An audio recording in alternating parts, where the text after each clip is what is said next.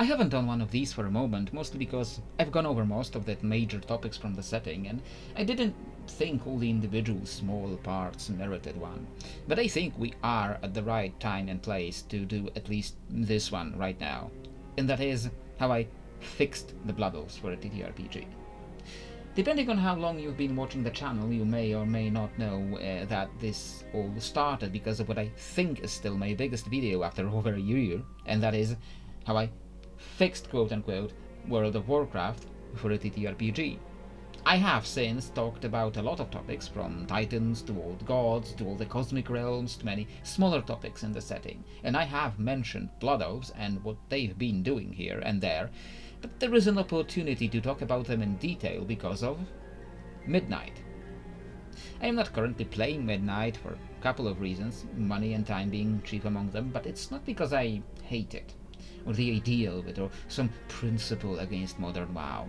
Unlike many people who complain about WoW online, I don't hate all of it.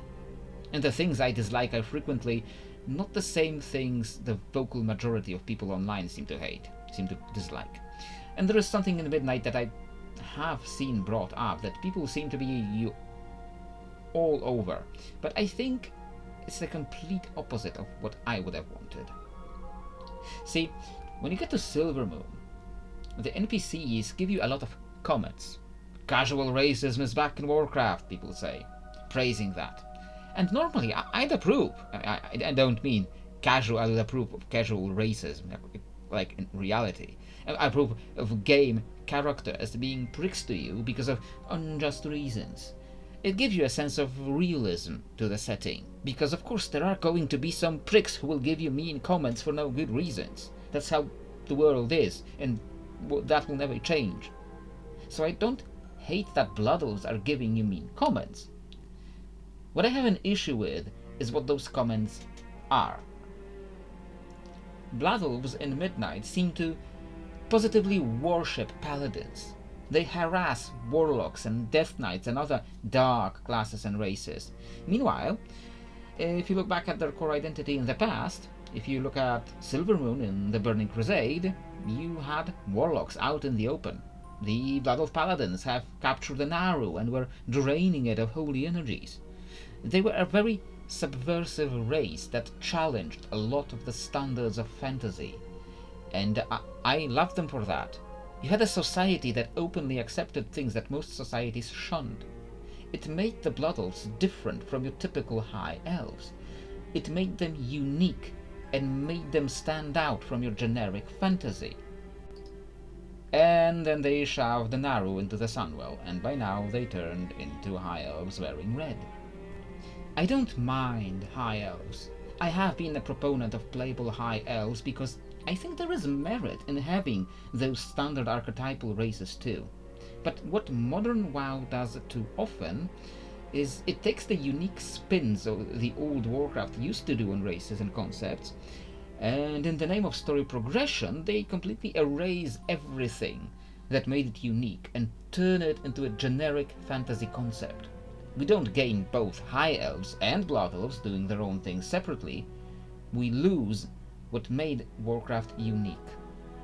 I have seen people compare this situation, the comments the Blood Elves are making in Silvermoon, to how the Dunmer, the Dark Elves of Morrowind, were treating you in Morrowind. Because the Dunmer were giving you these, also giving you these quote-unquote racist comments, but the comments they were giving you, they were not about, they were not the stereotypical fantasy prejudice against dark things, because the Dunmer have everything flipped. Dunmer have everything flipped in that, like, they worship the bad things, the quote-unquote bad things. The Dunmer, at the time of Morrowind, they worshipped the Tribunal, the three mortals who made themselves into gods, but also they, before the Tribunal, and after the Tribunal, they had worshipped the Daedra, the not our ancestors, the quote-unquote demons of the Elder Scrolls setting. The Dunmer where the Dunmer were worshipping the quote-unquote bad things.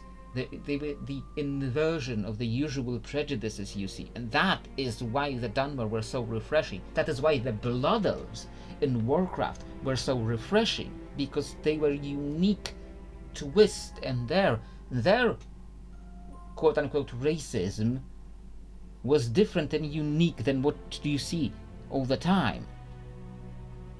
I think this course of action is due to two major mistakes in the Blood Elf story. The first one is, as many people already said all too often, was turning Kael'thas into an insane villain. They try to redeem him in Shadowlands, try to justify and explain his descent into madness by retroactively interpreting what happened. The truth, however, is, no matter how much they try to twist the story, that vanilla WoW and TBC had god-awful character writing. Illidan, Kael'thas, Vash were all sacrificed to become just loot piñatas. Their characters flanderized from well-intentioned extremists and people who did what they had to in order to survive into mustache-twirling Saturday morning cartoon villains. This is the mistake number one I fixed in the story of my rebooted timeline for my TTRPG. Kael'thas was never the villain. That is not to say all the Blood Elf villains we've seen in TBC just don't exist or are good people. There were people among the Sin'dorei who did want to work with the Burning Legion. Kael'thas was just not among them, because he realized they were supposed to be using the demons, not being used by them. As a result, Kael'thas actually fought a civil war in Outland against the people who did want to join the Legion. And in the end, Kael'thas won and returned to Silvermoon, still allied to Illidan. The Blood Elves are still summoning demons, and they are still draining them for energy, not serving them. The second major change that is less due to things I oppose in Blood Elf development and more due to just how the story shaped itself overall in my setting is that they were never draining the Naru to empower paladins. That couldn't happen because Blood Elves captured Muru when they assaulted the Tempest Keep. In this timeline, they never did that. The Tempest Keep never even arrived in Outland. Farallon was never turned into Netherstorm. None of that happened. So for timeline reasons, they couldn't have been draining the Naru. But I liked my edgy boys, so I got them another edgy way of getting paladin powers. There is a whole other thing going on, independent of Blood Elf stories, about this red light.